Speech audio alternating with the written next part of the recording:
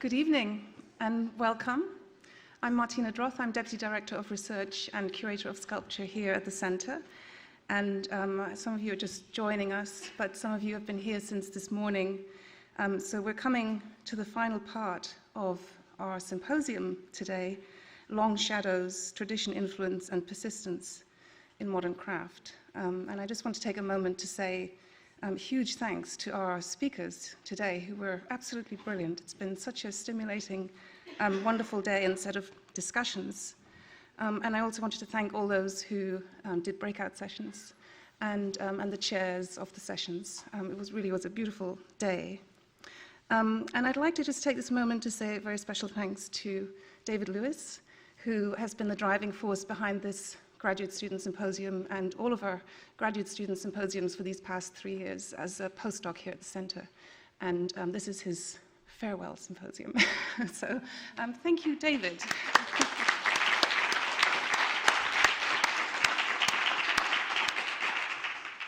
And of course, I want to acknowledge all the wonderful collaborators who've contributed to this effort today. Glenn Adamson, my co-curator on the exhibition, Sequoia Miller, who also contributed to the book that was published alongside the show, and of course, Ned Cook, also a contributor to the book. So thank you all so much for making this such a wonderful, rich day.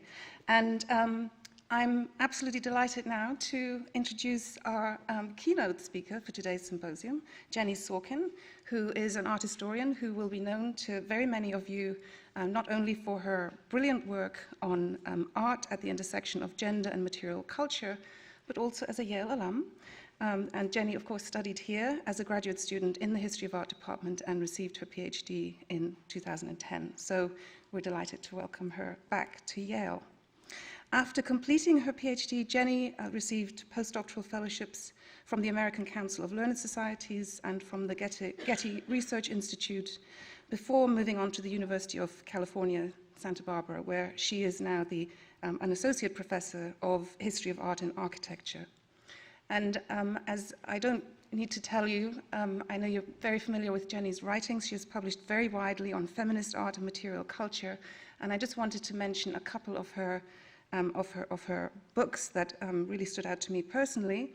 In 2016, she co-curated the exhibition Revolution in the Making, Abstract Sculpture by Women, 1947 to 2016. That was the inaugural exhibition at Hauser and Wirth in their new premises in Los Angeles. I didn't get to see the show, but I do have the book, which is a really astonishing and important project that showcases both familiar and neglected women and newly connects their contributions to the history of abstract art. And then in 2016, she published her monograph, Live Form, Women, Ceramics and Community, which came out with University of Chicago Press. And that book focuses on 3 American artists through whose work Jenni shines a new light on the relationship of ceramics to the artistic avant-garde.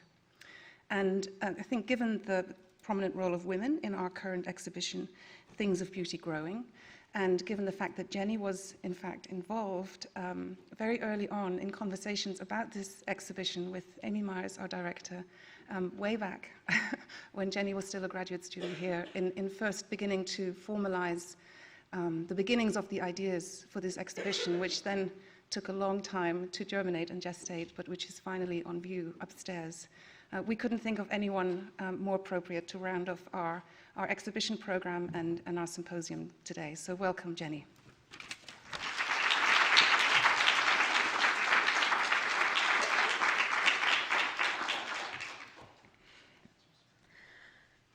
I want to sincerely thank Amy Myers, Ned Cook, Glenn Adamson, Martina Droth, especially for that lovely introduction, and Sequoia Miller for this kind invitation. I am very honored to be back here at Yale and be able to see Things of Beauty Growing come to fruition after working on it as a graduate research assistant throughout 2006. This museum has been very important to me, especially as I revamped my own department's modern art survey 2 years ago. The Yale Center for British Art's collection and impressive commitment to revisionism and racial and gendered inclusiveness has loomed large in my own teaching. Further, the History of Art department, my alma mater, has been an ongoing source of support, enriching my life's work with wonderful colleagues and friends. I also want to say specifically to the graduate students in the room that when you are in the throes of your own dissertation project and its narrow and strange little worlds, it is inevitable that you lose sight of the bigger picture, as you cannot predict how an object you saw or an exhibition you encountered will actually go on to outsized importance in your own work years later. And so it is with this paper today, which is a 21st meditation on an early 20th century figure, Adelaide Alsop Robineau, the first American studio potter, whose work I first saw across the street in a lecture course taught by Professor Ned Cook.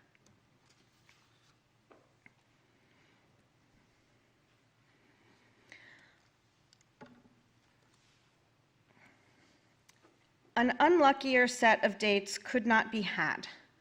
The ceramist Adelaide Alsop Robineau's entire life was lived in the span of time bookmarked by two major American crises: born into the ashes of the Civil War and dead the year of the American stock market crash. But in between, Robineau nearly single-handedly transformed American arts and crafts pottery into studio ceramics, challenging the gender divide that men were throwers of pots and women decorators only. As a prominent ceramist based in Syracuse, New York, Robineau and her husband Samuel were the co-publishers of the ceramic journal Ceramic Studio, which they initiated in 1899 as the premier journal for a national audience of China painters. This was overwhelmingly an audience of women. China painting was a popular amateur art form in which women decorated pre-molded vessels, plates, and chargers known as blanks.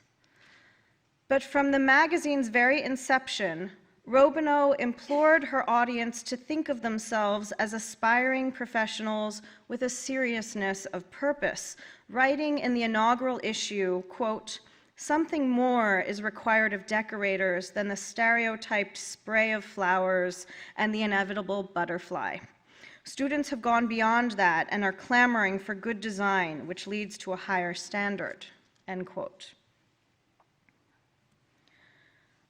The Robineaus were part of the arts and crafts community in Western New York that included Elbert Hubbard, who established the Roycroft community in East Aurora, outside of Buffalo, and Gustav Stickley, one of the most important American advocates for the arts and crafts movement, who opened a furniture workshop in Eastwood, a suburb of Syracuse, and also initiated a publication known as The Craftsman 3 years after the Robineaus had already begun Ceramic Studio.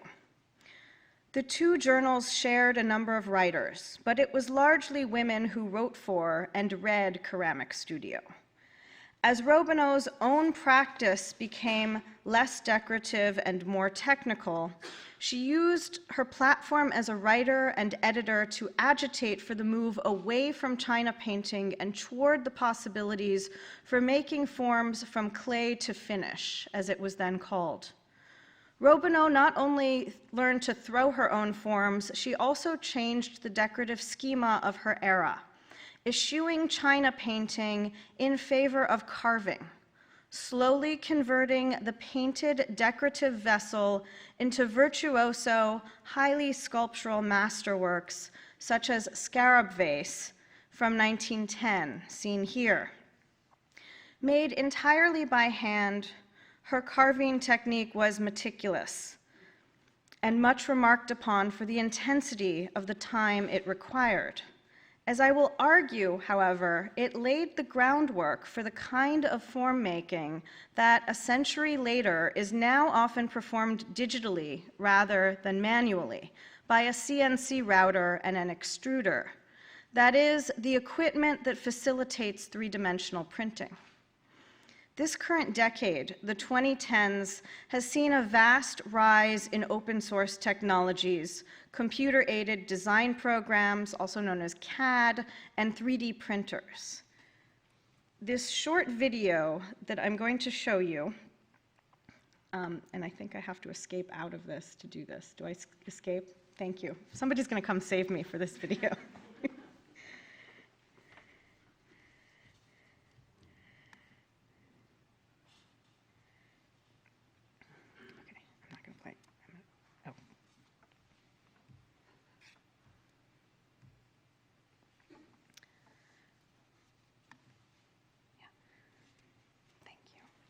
And how do I hit play? I just hit the space bar. Hopefully. Okay. This short video, in which the Belgian design collective known as Unfold Studio, consisting of collaborators Dries Verbruggen and Claire Warnier, describe their virtual potter's wheel. It's a good introduction to the kinds of new technologies being employed, initially in Western Europe, which have subsequently migrated to the United States. It's a virtual pottery wheel. You can design your own pots. So you sculpt it with your hands. And when you press save, it ends up in a database. And its last 16 models are projected on the wall. And we use those models to drive a ceramic 3D printer that we developed. And it's basically extruding the clay from a reservoir on top and printing an object layer by layer. So the table goes down and it prints the object layer by layer. So here you see some samples that are already printed.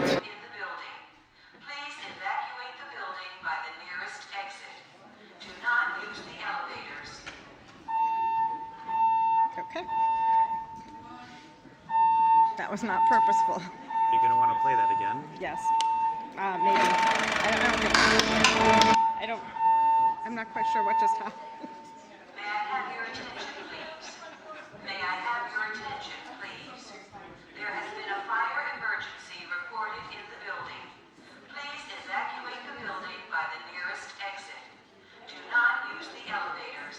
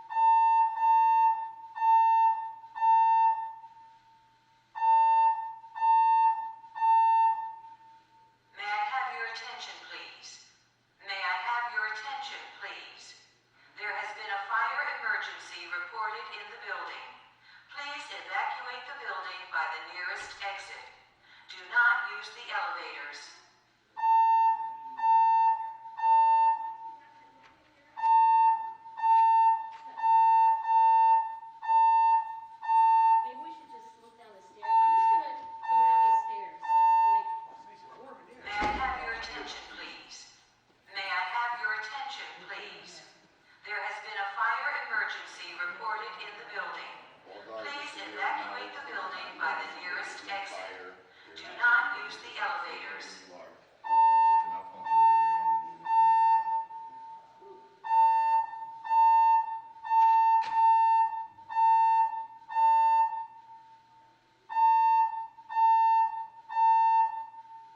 May I have your attention, please? May I have your attention, please? There has been a fire emergency reported in the building. Please evacuate the building by the nearest exit. Do not use the elevators.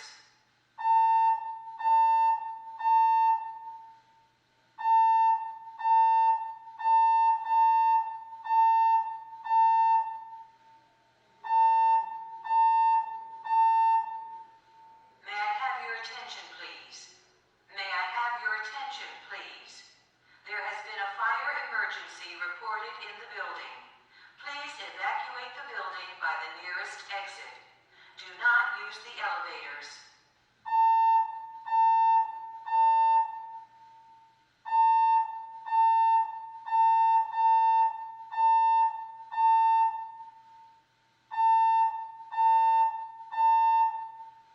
May I have your attention, please?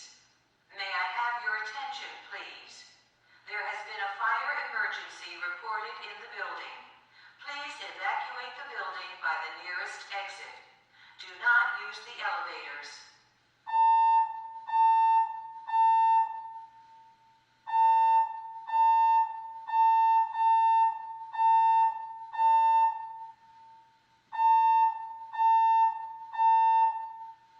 May I have your attention, please?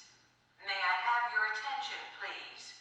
There has been a fire emergency reported in the building. Please evacuate the building by the nearest exit. Do not use the elevators.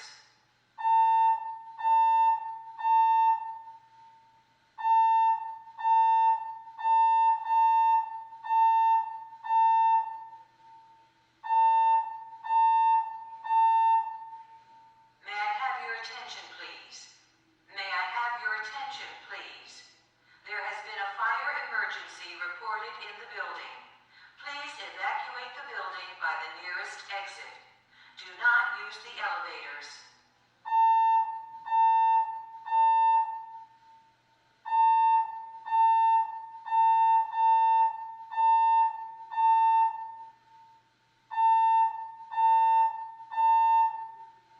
May I have your attention, please?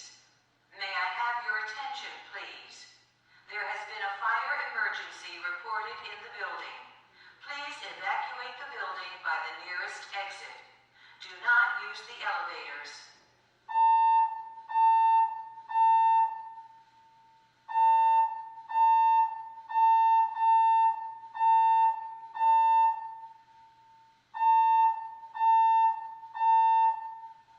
May I have your attention, please? May I have your attention, please? There has been a fire emergency reported in the building. Please evacuate the building by the nearest exit. Do not use the elevators.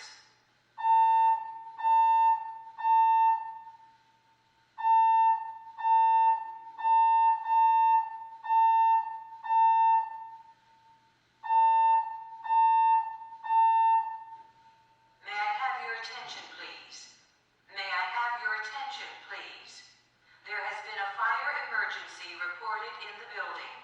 Please evacuate the building by the nearest exit. Do not use the elevators.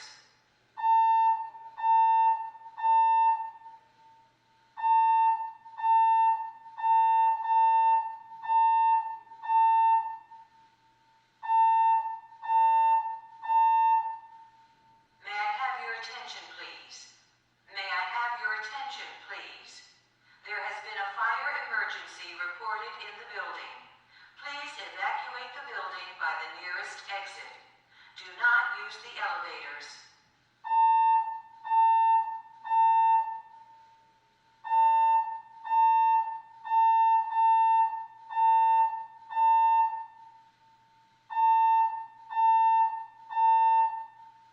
May I have your attention, please?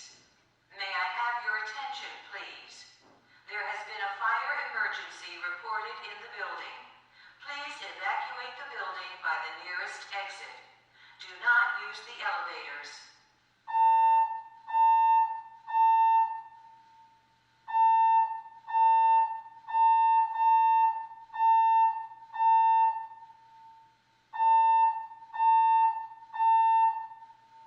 May I have your attention, please? May I have your attention, please? There has been a fire emergency reported in the building. Please evacuate the building by the nearest exit. Do not use the elevators.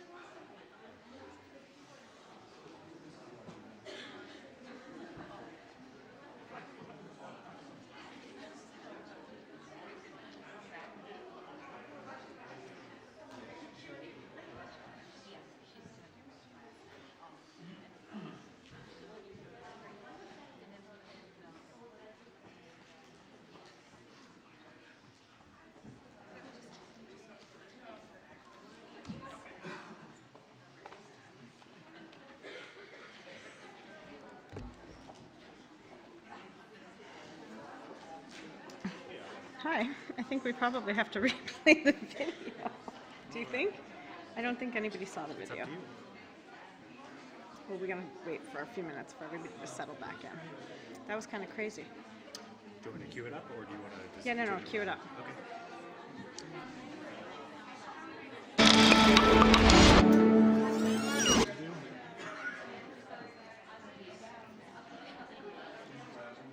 So that's about the beginning, right? I've never seen that part of the video. No, that's a different video. That's 6 seconds. It's supposed to be a 40-second video. Yeah.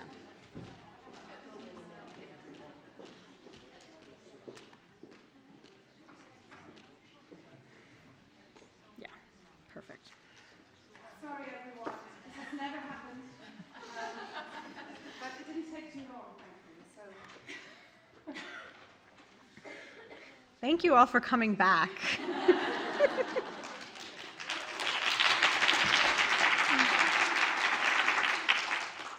All right, I think this video sort of got interrupted, so I'm going to just replay it. It's 40 seconds.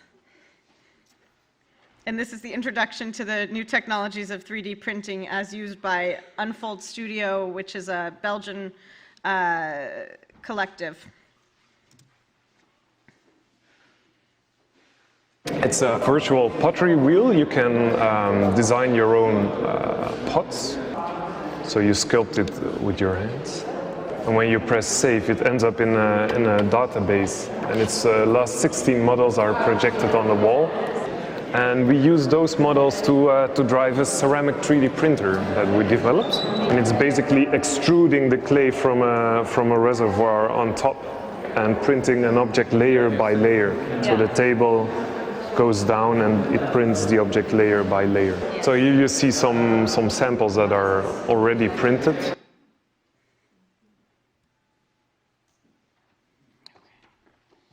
do I go to next slide? Okay. As a point of comparison, I want to direct your attention to current consumer uses of 3D printing, which are decidedly less sophisticated, but perhaps a greater tool of enticement. Alaska Airlines has installed a pancake printer in 4 of its airport lounges. In case you are wondering, Anchorage, Seattle, Portland, Los Angeles. While no more gourmet than a motel waffle, the machine efficiently performs this task at the speed of 180 pancakes per hour. Like any printer, though, it sometimes jams.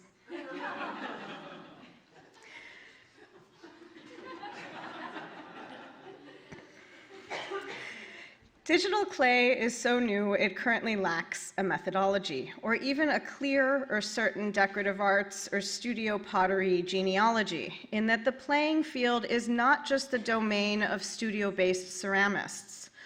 Rather, it is crowded and interdisciplinary, with designers, architects, and sculptors also seizing upon these new technologies. Theirs is an unbridled enthusiasm for clay's plasticity, but with little appetite for its historical authenticity and context.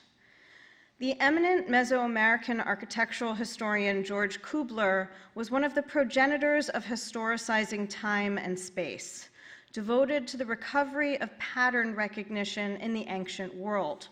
His 1962 book, The Shape of Time, became a foundational text for many 1960s-era artists like Robert Smithson and Richard Serra, who were exploring new forms in sculpture. In the interest of trying to forge ahead and attempt to theorize the work that is being created today in digital ceramics, I will employ Kubler's notion of prime objects, what he calls a principal invention that eventually spawns a replication, mutant, copy, or reproduction. The term prime object comes from prime numbers, which have no divisors. So I want to think about Adelaide Alsop Robineau's Scarab Vase as a prime object. Scarab Vase fits the criteria that Kubler imparts. It is a breakthrough work of art without a true antecedent, initiating a new historical sequence that generates a conscious problem That is, introducing a previously unseen dimensionality into American ceramics without the use of specialized equipment. It has also spawned replications, such as Seagrove, North Carolina potter Frank Neef, who writes, quote, "I've always loved the work of Adelaide Robineau, and I enjoy the challenge of the elusive crystalline glaze and technical difficulties of totally pierced porcelains. This is just the combination for the masochistic potter," end quote. As an aside, the reason I believe his vase is so green is because of the color imbalance present in the initial Robineau retrospective catalog in 1981, seen here. Scarab Vase is a high-shouldered and slender-lidded vase, a hand-thrown vessel made of thin white porcelain in a shape influenced by elaborately decorated Satsuma Japanese porcelains produced in the late 19th century. In Ceramic Studio, Robineau writes about having seen an exhibition of Japanese pottery in New York City at the American Art Galleries and being especially taken with the work of Namikawa, known for his cloisonné pots. The vessel's translucence is heightened by a semi-opaque white glaze tinged with copper, yielding a range of blue-green shades found at different intervals, including the stronger teal coloring, the outer rim of the lid, and a thicker horizontal band at the vessel's lip. The blue-green coloring is largely concentrated at the top of the vessel, where lip and lid meet. Another parallel stripe encircles the neck. These two horizontal bands are joined by short vertical bands that descend to meet larger hand-glazed cerulean scarab beetles, which also decorate the entire surface of the vase in miniature. Its lid has a carved round knob with a fitted flange and a wide overhanging slope that shades the neck of the vessel but is in perfect symmetry with the shoulders, extending the fluidity of the line from the base through the top as though it is wearing a proud but appropriately flared hat. The stylized motif, the central motif is a stylized Egyptian scarab beetle, a holdover of the Egyptomania craze that had swept 19th century Europe and was transferred to the United States through the arts and crafts movement. But Egyptian motifs were especially prominent as an aesthetic background that corresponds directly to Scarab Vase's site of creation. From 1909 until 1911, the most productive spate of her career, Robineau left Syracuse to join an experimental community known as the American Women's League in University City, a neighborhood in St. Louis that today houses Washington University. The American Women's League was a progressive political and social organization, which I will discuss a bit later. Seen here was its lavish boardroom, flanked by elaborate columns and Egyptian revival-style decorations, including faux hieroglyphs. It was in this well-appointed setting, as an artist in residence, that Robineau initiated and completed Scarab Vase. The scarab beetle is also known as the dung beetle, which collects and rolls a ball of dung, creating a portable food source and nourishment for its young. The beetle itself is at the lowest end of the insect caste, an untouchable, as it were, dwelling in excrement. Glenn Adamson has written on raw clay's scatological associations, the idea of mucking around in it as a pleasurable, if Freudian-seeming practice.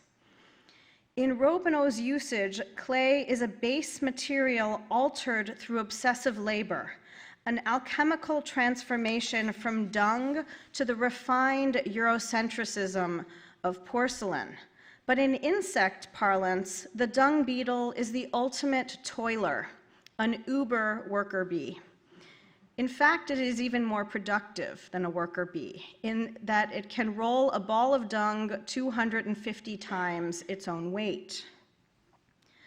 This humble little creature is repeated obsessively as an all-over carved ornamentation. It becomes the embodiment of the artist's own labor, made by excising, that is, carving away the background to create a deliberately raised surface. Robineau also employs a form of piercing known as reticulation, in which the background is cut through so that the foreground imagery is contrasted with the openings in the walls of the vase.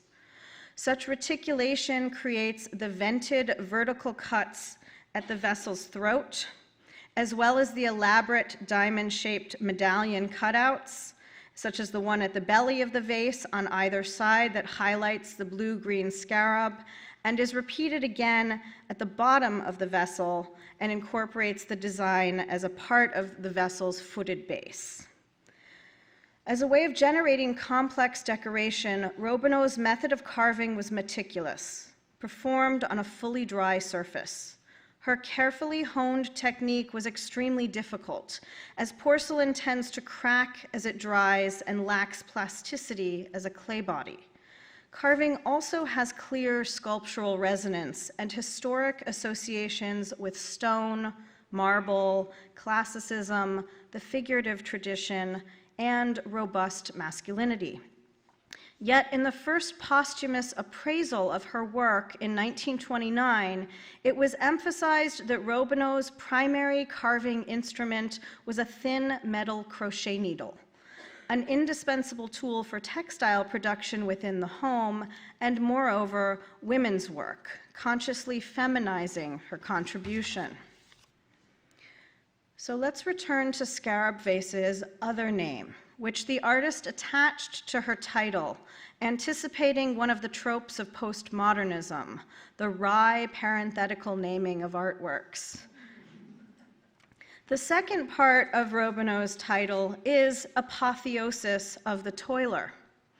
An apotheosis is something like a climax, and a toiler is a productive subject, a laborer who works strenuously.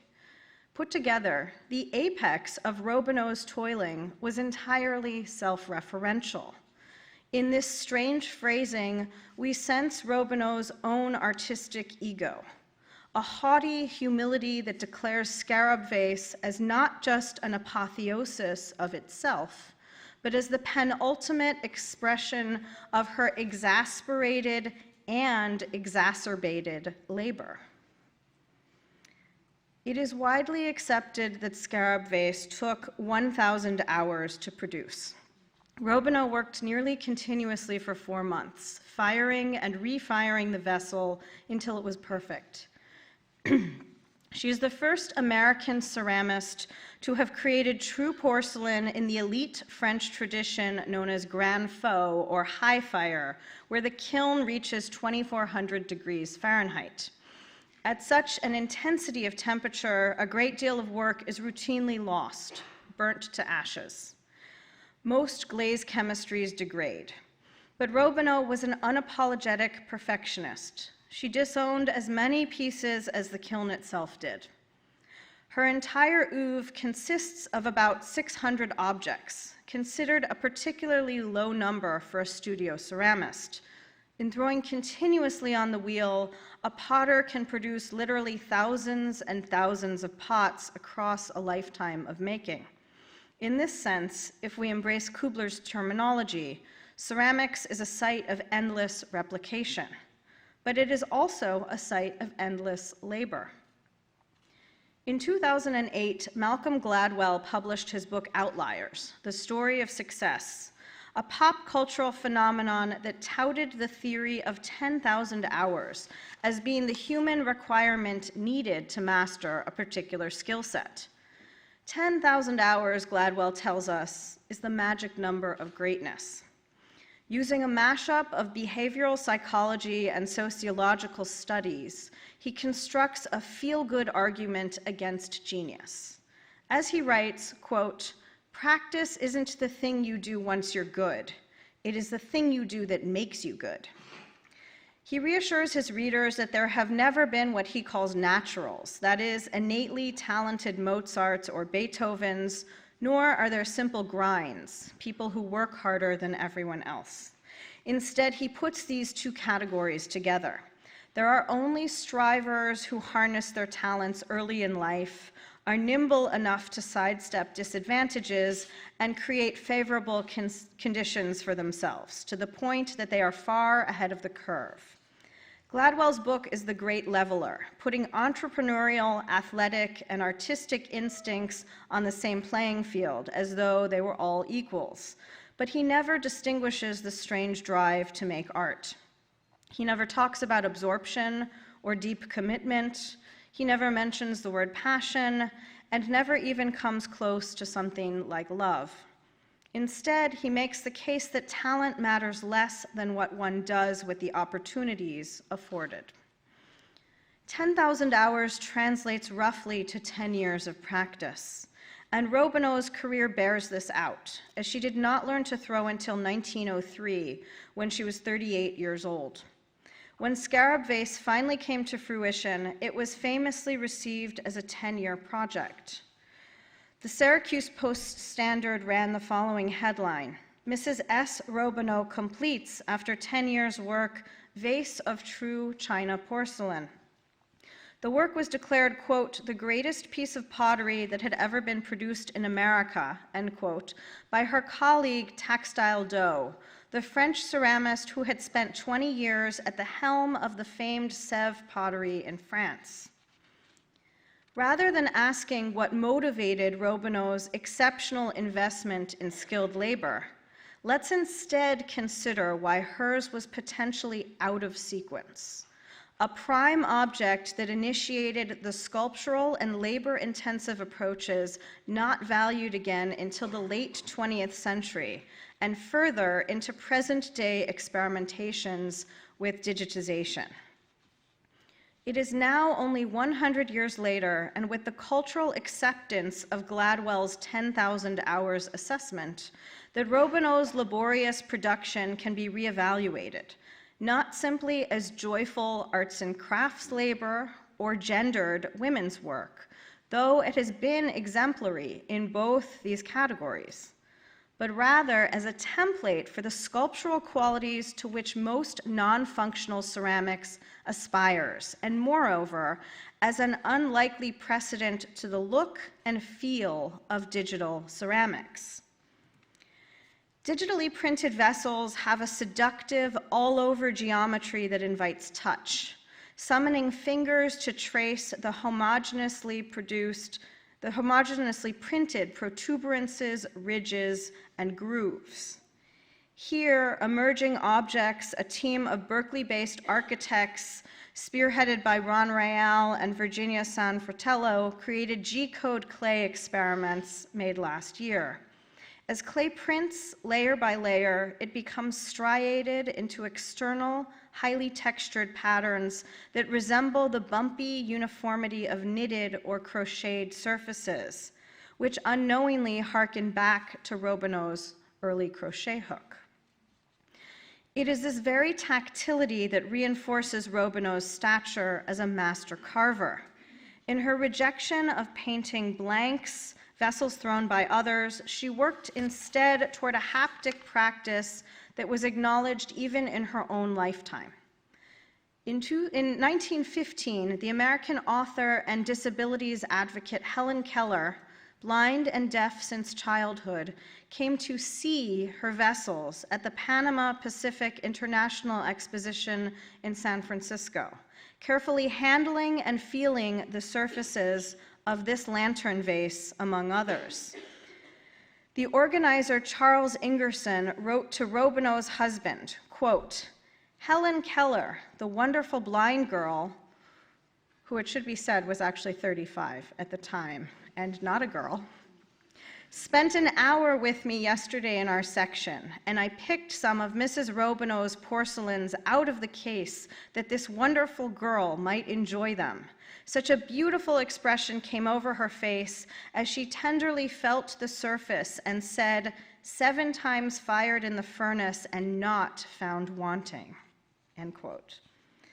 The famed ceramics educator Charles Ferguson Binns, who established the ceramics school at Alfred University, as early as 1905 advocated for a touch-centered pedagogy, instructing in the craftsman that, quote, "The first examination of a piece of pottery will be to discover how it was made. The inside will be felt for the spiral line indicative of the wheel, or the outside will be scanned for the seam, which is the hallmark of the mold. Wheel work has always the advantage of individuality," end quote.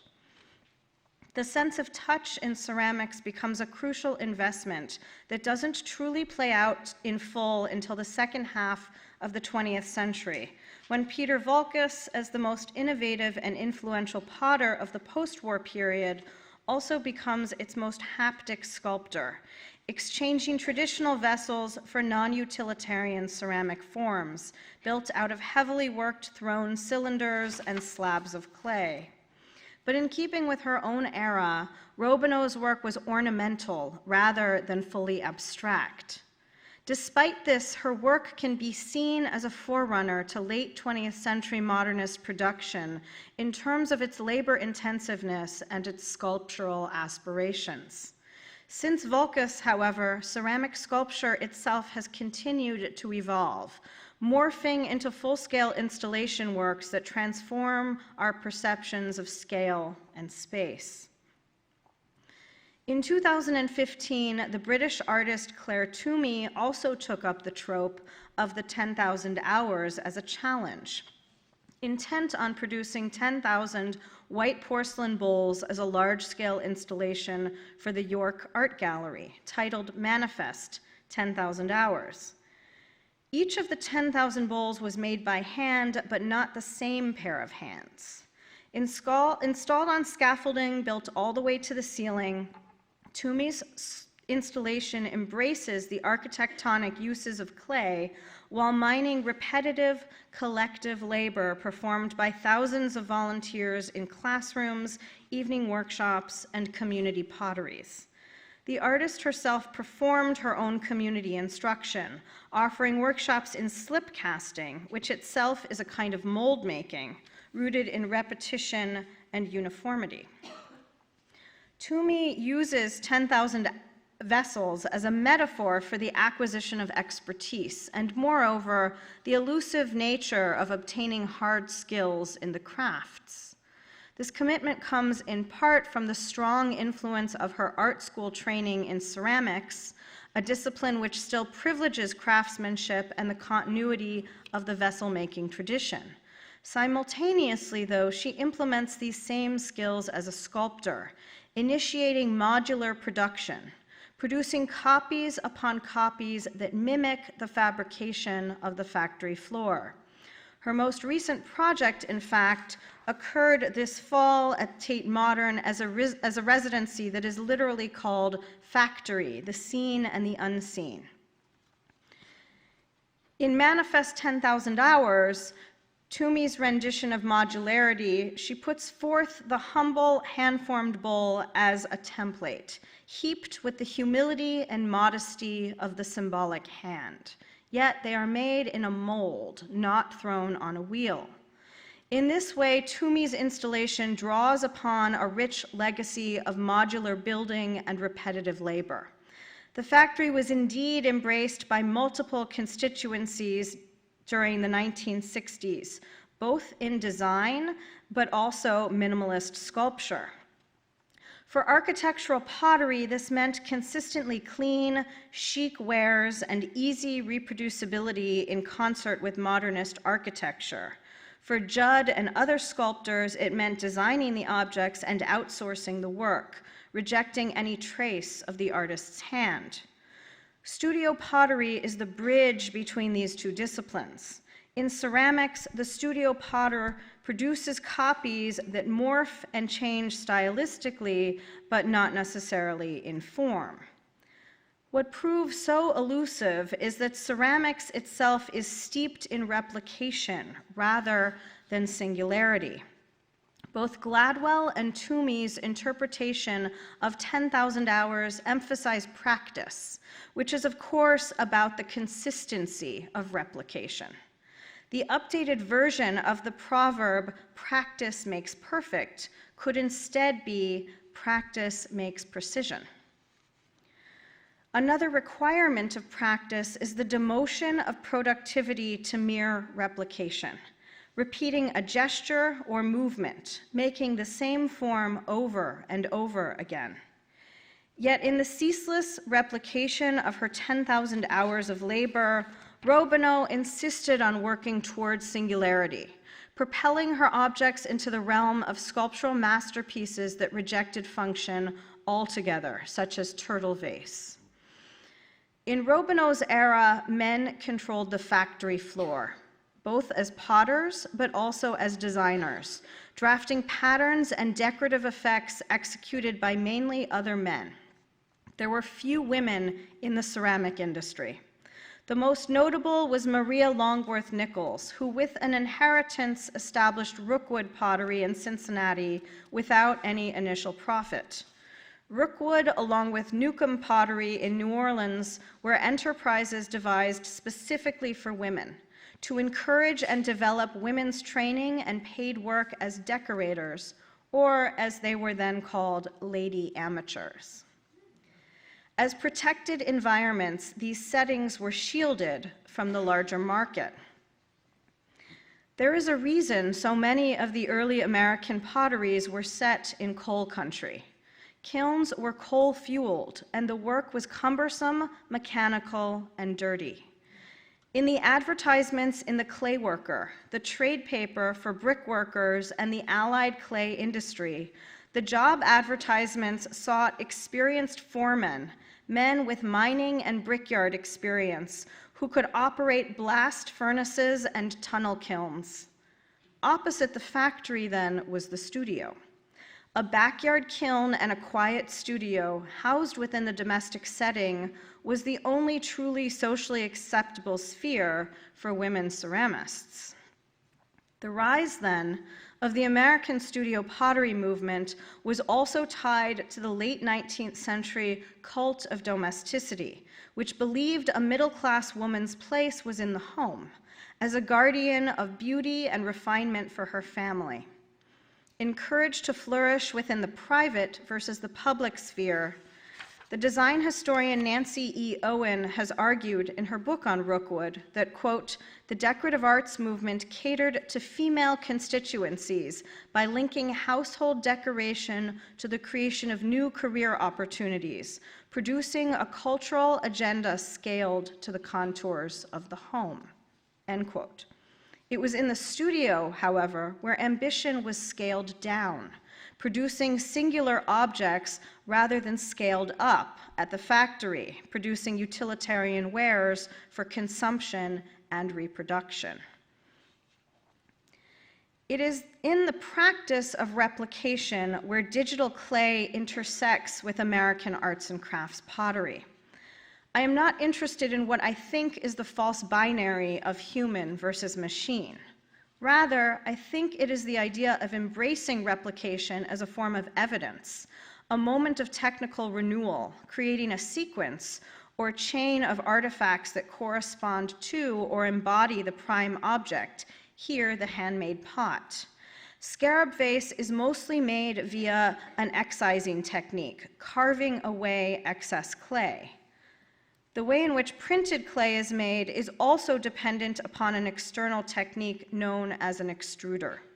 Extruders push clay uniformly into certain shapes, creating a coiling effect.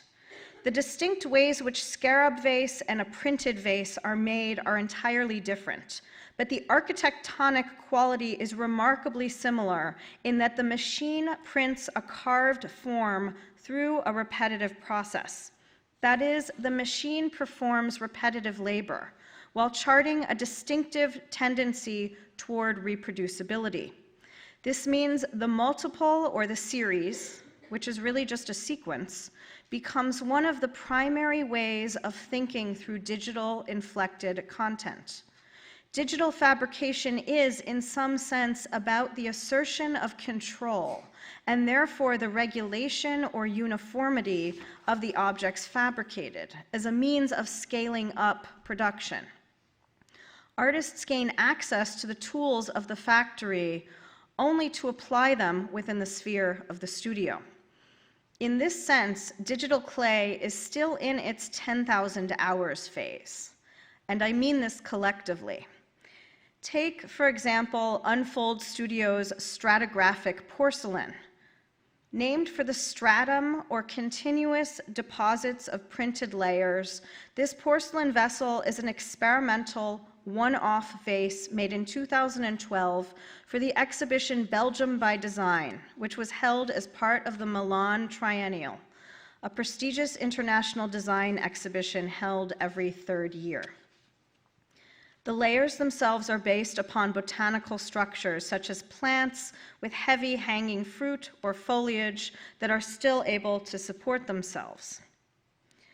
The designers have also consciously compared it to the buttresses of Gothic, or in this case, Neo-Gothic cathedrals, in trying to find a solution to using the construction and design as a key part of the architecture itself. It is precisely this decorative effect, the perforated cutouts, that most closely resemble the historic piercing and reticulation of Robineau's Scarab Vase. As Van Bruggen writes, quote, "The object was a step in our search for the identity of the ceramic 3D printing process that we started in 2009. But in some sense, printing vases is not a natural fit for the machine. Thin-walled objects tend to collapse under their own weight. While we really like the object, it also felt a bit like aesthetics for aesthetics' sake, so we never really pursued this route much further." In this sense, however, the stratigraphic porcelain vase is, like Scarab Vase, the product of an intense yet unseen labor, demanding many hours of coding, writing a program to print as precisely as possible, then calibrating a printing machine built up piecemeal by hand to accommodate a usable clay body. At the end of this experiment, Unfold decided not to attempt to print another. Instead, it remains, in Kubler's terms, a mutant, recreating the singular quality of the handmade pot with a different genetic disposition, as it were. It truncates rather than spawns copy after copy, even though that was not the intent. This is what I mean by the 10,000 hours phase of digital clay. The enormity of time spent, like the years of Robineau's seemingly unproductive labor a century earlier, are the pathways forward. These so-called failures are alluring. As clear aesthetic successes, they propel new ways of working that initiate new sequences of artistic making. Separated by 101 years, Robineau's Scarab Vase was also shown in Italy. It had immediate international significance, as it was the first work by a woman and an American to win the grand prize at the International Exposition of Industries and Achievement in Turin, a show that eventually evolved into the Milan Triennial, the exhibition where stratigraphic porcelain was first shown. However, we can see by the certificate awarded her, and I apologize, it's very hard to see this, but you see in the red right under the diploma who it was awarded to, that her achievement was not in her own name. It's awarded to the American Women's League in St. Louis. Instead, she sacrificed her own identity to enter her works in the name of what she felt was a greater cause, on behalf of the American Women's League. Digital clay lacks the intensity of this emotional decision-making, in that a clay printer is programmed by an artist, but it is not a stand-in for the artist. Her husband Samuel wrote after her death, quote, "It was done for the American Women's League as it is marked on the base, and I did not like the idea that it would not belong to us. Fortunately, this beautiful piece came back to us when the American Women's League failed, owing us money, which was secured by a mortgage on the Scarab Vase and other pieces, end quote. What complicates Robineau's simple arts and crafts categorization is the suffrage movement, in which substantial numbers of women, both activists and their sympathizers, sought public influence, economic opportunity, and autonomy over their own personal lives. Moreover, Western New York was a hotbed of women's activist endeavors, agitating on behalf of suffrage, starting with the Seneca Falls Convention of 1848. While Robineau was not an activist, she was arguably a sympathizer, leaving Syracuse to join the Women's League, which campaigned for women's advancement and was established by publisher and amateur potter Edward Gardner Lewis.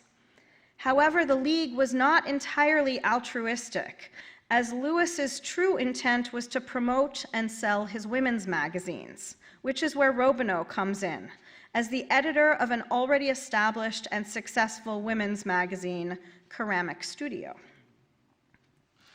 There were numerous journals and newspapers that circulated promoting women's issues and suffrage until the actual passage of the 19th Amendment of 1920, when American women secured the right to vote. Lewis's Women's National Daily was part of this larger enterprise. Most suffrage or women's journals were ephemeral and often individual productions, ceasing publications when the publisher's money ran out. An example of this was The Forerunner, a single-handed enterprise by the famed novelist Charlotte Perkins Gilman, who produced 86 issues over a 7-year period from 1909 until 1916, nearly the same time frame as the American Women's League was in existence. Gilman's journal, at its apex, had 1,500 subscribers. Just to make a comparison, Ceramic Studio, published until 1920, had double that, at 3,000 subscribers. Open source technologies are one of the ready outcomes of the printing revolution in clay. It makes its information transparent, readily sharing methods, materials, and coding programs that are exchanged between colleagues and interested parties in online platforms. Ceramic Studio precedes this as a site for early exchange, offering information, patterns, and technical know-how to would-be china painters and later form to finish potters. The 2 years that she spent at the American Women's League provided Robineau the only dedicated time in her short-lived career to work in an uninterrupted way. She was not only the mother of 5 children and the editor of Ceramic Studio, but also launched a second magazine, Palette and Bench, established a school on her own property called Four Winds, and weathered the closure of her own pottery studio during the economic hardships of World War I. It is documented that Robineau never made more than $10,000 as a sum total of all of her works combined. If we translate this numeric labor to just a mere 10,000 hours, which represents only a decade of her production, this is only $1 per hour. Yet her actual professional career stretches over 26 years.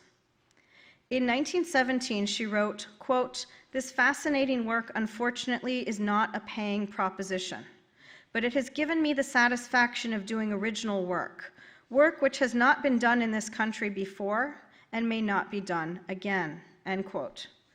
Even if her work was inefficient and laborious, even if it was taxing physically and psychically, even if it drove her into debt, even if it was the likely cause of the cancer that killed her, likely lung cancer from inhaling silica dust, Robineau understood her own importance. She recognized her own work to be original and innovative. But within a decade of her death in 1929, her work fell into obscurity, forgotten until feminist art history intervened. In 1978, the Kandinsky scholar Peg Weiss was hired as the curator at the Everson Museum in Syracuse, ostensibly recovered Robineau and published the first article on her work in over 50 years in the influential feminist journal Heresies. Weiss went on to organize the first retrospective of the artist's work, also held in Syracuse in 1981. This is one of the problems with Robineau's legacy. It has hardly been seen outside of her home city. In January of 1989, Scarab Vase was stolen out of its case from the Everson, while the museum was closed to the public. Perhaps an inside job, the thief removed 4 screws holding a plexiglass cover over the vase, took the 17-inch tall work, and substituted a less valuable copper vase. The Everson's director at the time, Ronald Kucha, declared to the press, "It's the Mona Lisa of ceramics." The work was valued at $500,000, and this number circulated widely. Shortly thereafter, the work was recovered and 2 burglars arrested. Rather than viewing this as a negative, the burglary is actually a victory for Robineau's legacy.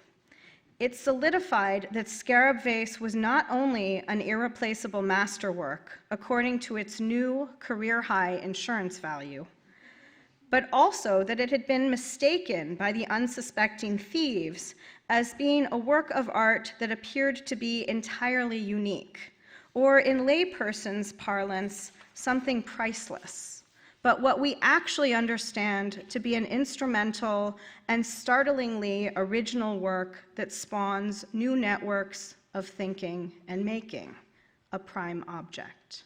Thank you.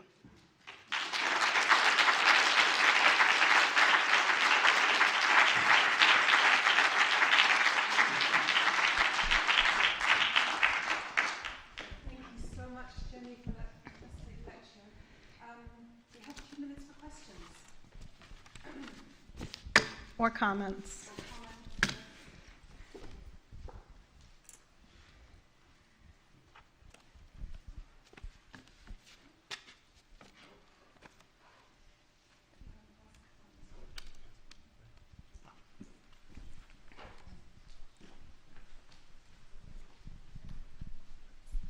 Thank you so much for that wonderful lecture. I'm sorry it was interrupted in the middle, but it was worth coming back, right, everybody? Okay, good. I was just wondering, this object is so fascinating and wonderful, and I'm so glad to know about it. Is there any religious connotation in the design? Was she a religious person? To me, on the side view, there's that little opening that has the striations that kind of looks like it might be a cross or an ankh, going back to that Egyptomania connection. I was wondering if there is, or is that just totally off base, but if you could talk a little bit about the religious context of the object's making. I think that would be an interesting interpretation, but to my knowledge, she was pretty secular. So, I'm sure she was looking at a variety of objects, and there's a clear Orientalist past to this object. And when I use the term prime object, I'm really situating it within an American context. So clearly there's a Chinese porcelain tradition that precedes this. There's a Japanese porcelain tradition. And there's the high fire grand faux French tradition that she's also really trying to replicate here in this country. So I think that all of those are possibilities. So I wouldn't rule out the ankh or the cross. I think it's, it's open for interpretation at this point.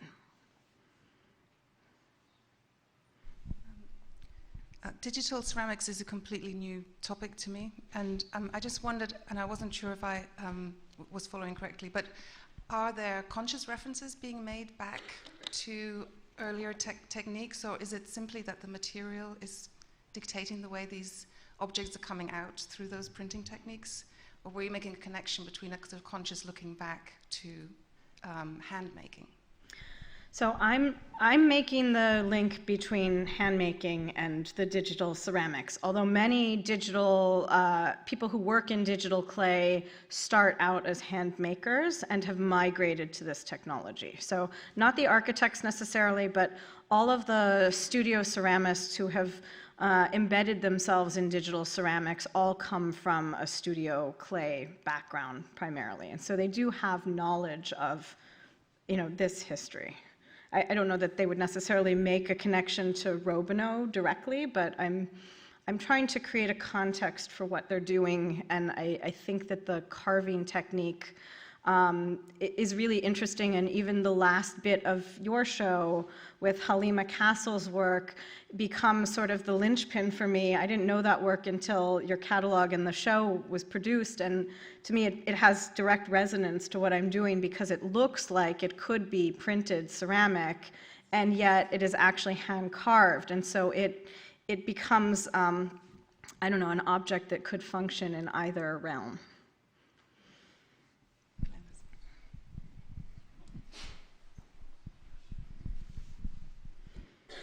Thanks, Jenny. That was a fantastic lecture. I wanted to ask you, and I'm aware of this as one historian talking to another, that this is the kind of question historians hate, which is to ask you to speculate about the future. So you were talking about digital clay being in its 10,000 hours phase and being, in some sense, preparatory to something else.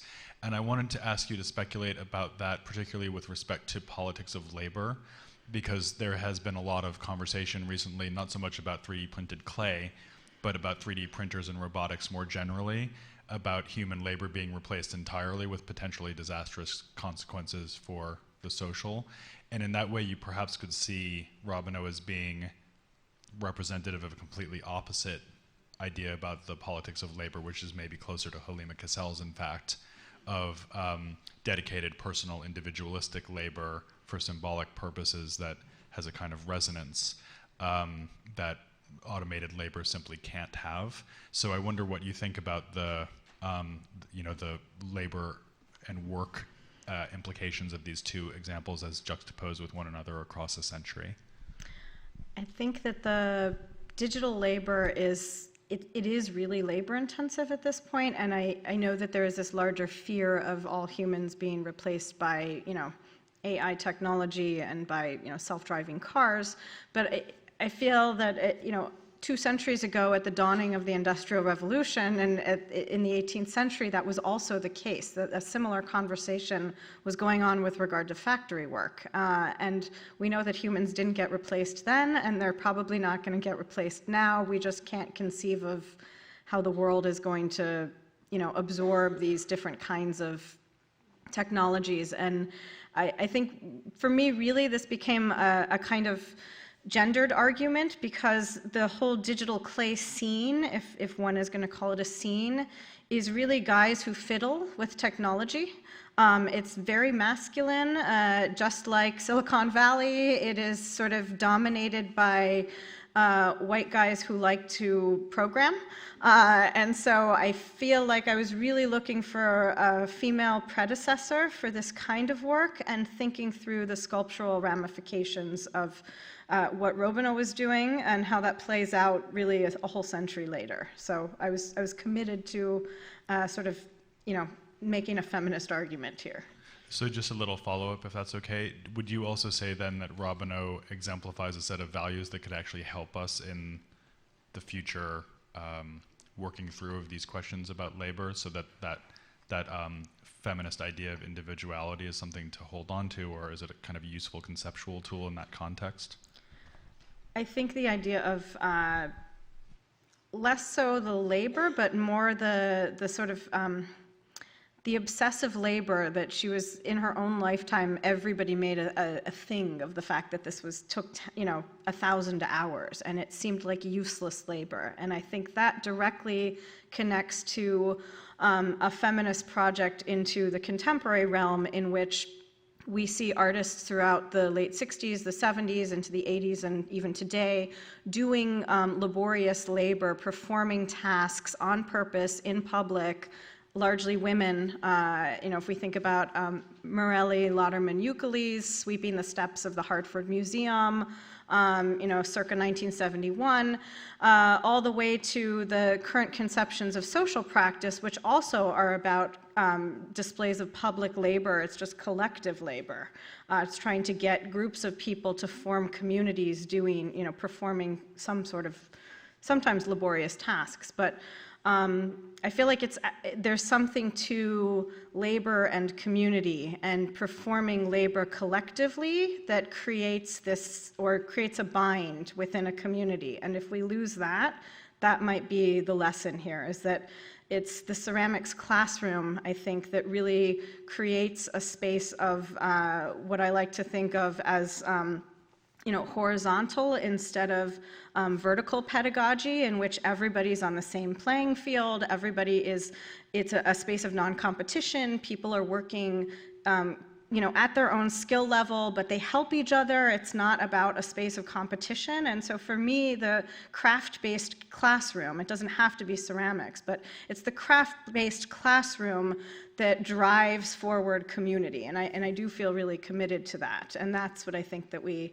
ultimately have to preserve. And that's where I think our field can do so much, because we are in a completely de-skilled moment in art schools and in art programs around the country and elsewhere, in which it's really hard to learn those skills. You have to find alternate means to learn craft skills now. So you don't go to art school to learn skill sets, you actually go to art school to learn how to think. So this is a larger debate we can have upstairs. I'm sure many of the artists in the room have feelings about this. Would anybody like to comment?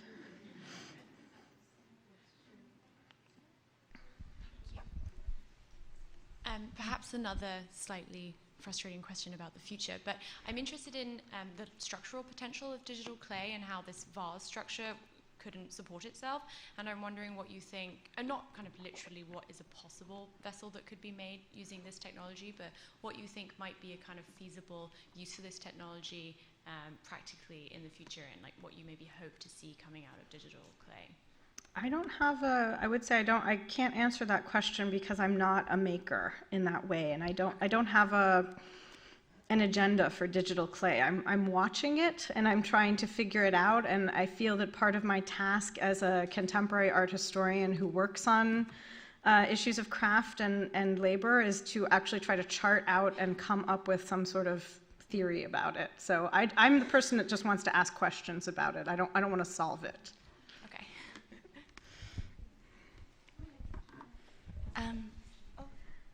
Grace, go ahead. Oh, hi, thanks for your talk. Just to follow up on the gender aspect, I was wondering about your thoughts on what is it about clay pottery that makes it amenable for white adolescent male tinkering. Are they registering what they're doing as an intervention into something that's considered to be feminine work, feminine labor? Yes, I think that's a bigger question. Yes, I would say yes, you're on the right track. I think that one of the things that has been difficult in thinking through the American studio crafts movement, or what has created a lot of hand-wringing in the field, is the fact that there have been so many white male practitioners lauded, and that we are now at the point in a kind of revisionist art history to go back and find practitioners who are not that race or gender, and try to reinvigorate the field with other narratives and other stories, and make a conscious effort to recognize the contributions of women and non-white individuals. And I think that in terms of the tinkering aspect, some of it has to do with available materials and who has access, I think, to these kinds of technologies.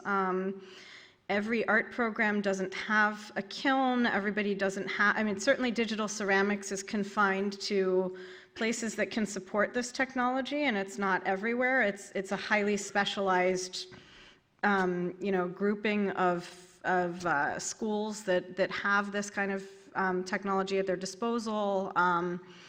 Also, I would say it goes with maker spaces that, like you're from MIT. MIT is a kind of, has been at the forefront of helping conceive of maker spaces around the country, and allowing artists and craftspeople to really learn this technology or new technologies, experiment with these kinds of technologies. So I think a lot of it has to do with access. And I think that it is much cheaper and easier to have an electric kiln and a couple of wheels than to support, I mean, 3D printers can be hacked now, but early on when the technology was starting, 10 or 15 years ago, I think it was very expensive to try to figure out how to make it. I would like to ask a technical question. This vase looks perfect. Is there any evidence that when she was carving it, when it was in its leather-hard state, that she made a mistake and went back and added some wetter clay to it and let it harden up and then carved it again? Indeed, there is. She fired this vase something like 4 to 7 times because it had cracked in various places, and she had to add in clay and refire it. So she refused to let this vase go. So she kept adding, fixing the cracks, as it were, and putting it back in the kiln and hoping that it wasn't going to explode. So yes, absolutely. It is not as perfect as it looks, but it became perfect through this real commitment to refining it. And more women's work, yes.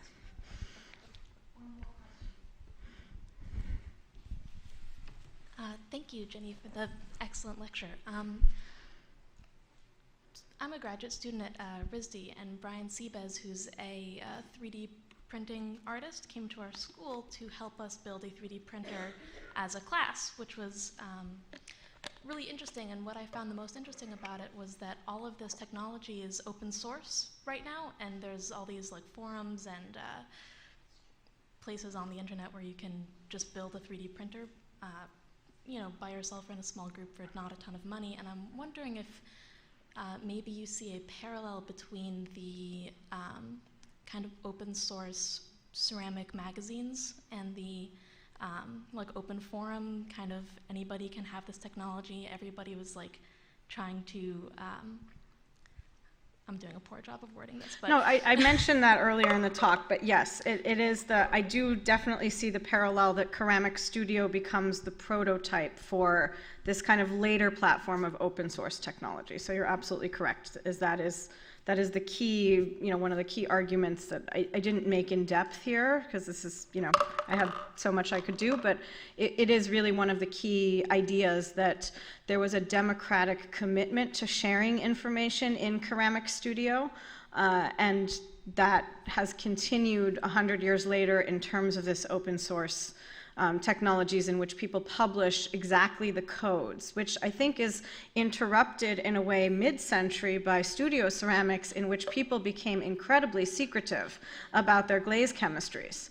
And they wouldn't share, and they didn't share with their students. And people like the Knotzlers and Beatrice Wood had a falling out over glaze chemistries because they thought she had stolen their ideas.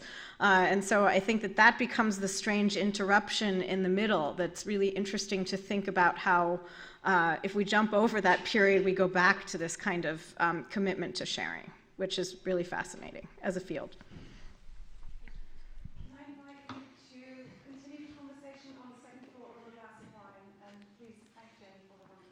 Thank you.